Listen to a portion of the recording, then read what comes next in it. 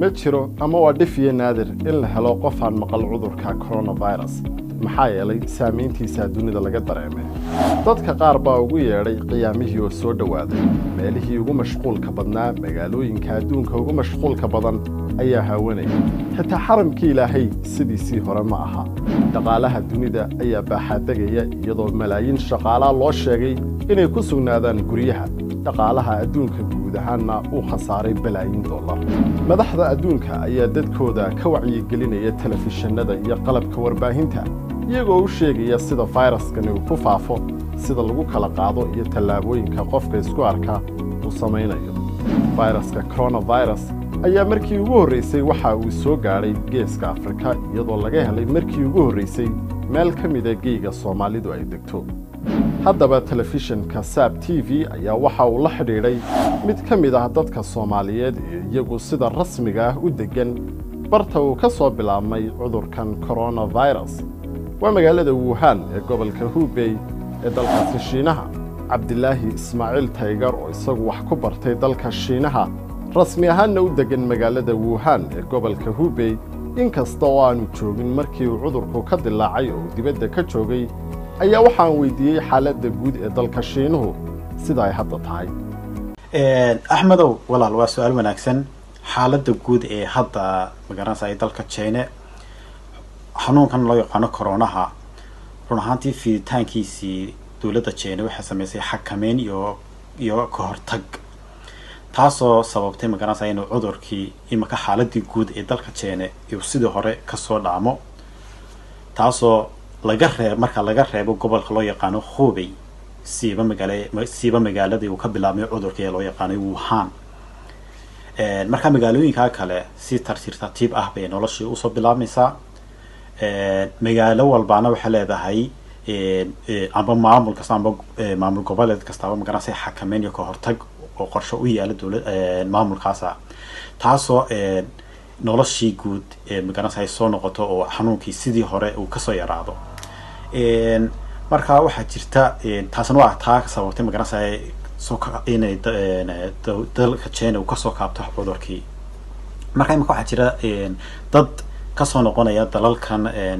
ajnabiga ah ee dalka China dadkan China u dhashay ee ka soo laabanaya dalalkan cudurku hadda uu ka faafay sida Talyaaniga iyo Mareykanka iyo Europe oo kale dadkaasoo China u soo yaacaya sababtoo ah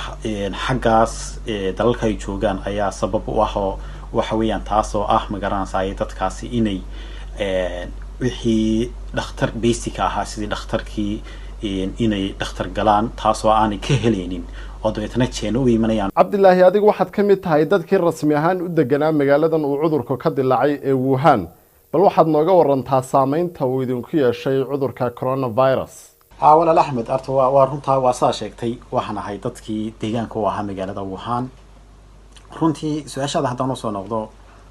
sababta cudurkan markii ugu horeysay cudurkan fayraska waxa laga helay in la wada socono magaalada Wuhan run ahaantiina saameyn buu aniga iyo magaranaysa dadka kale meesha deegaan ku yeeshay wana saameyn aad weyn magaalada Wuhan siba waqtiga cudurku dilaacay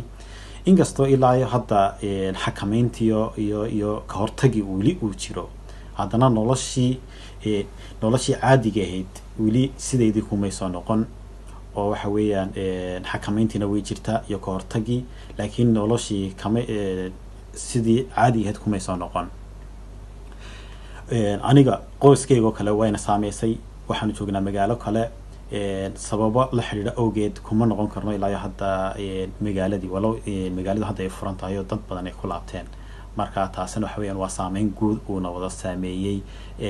cudurkaasi siiba dadka magaalada Wuhan deganaa walaal sidoo kale waxa jirtay magaranaysa cudurkan fayraska markii ugu horeysay waxa tii laga helay magaalada Wuhan siiba dadka dalka China waxaana jirtay in la takooray oo takoor baa dhacay siiba dadka Asian oo dhan adduunka oo dhan marka taa imaka sida la sheegay cudurku markii ugu horeysay waxa la sheegay warar sheegayaan waxa laga helay dalka Mareykanka ayaa la leeyahay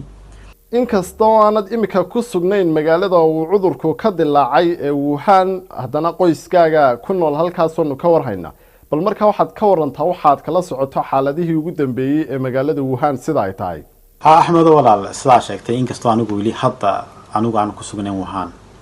هذا أنا وقت حاضر كأح سدالة تعتدانية فاملية إيو أصحاب تهدي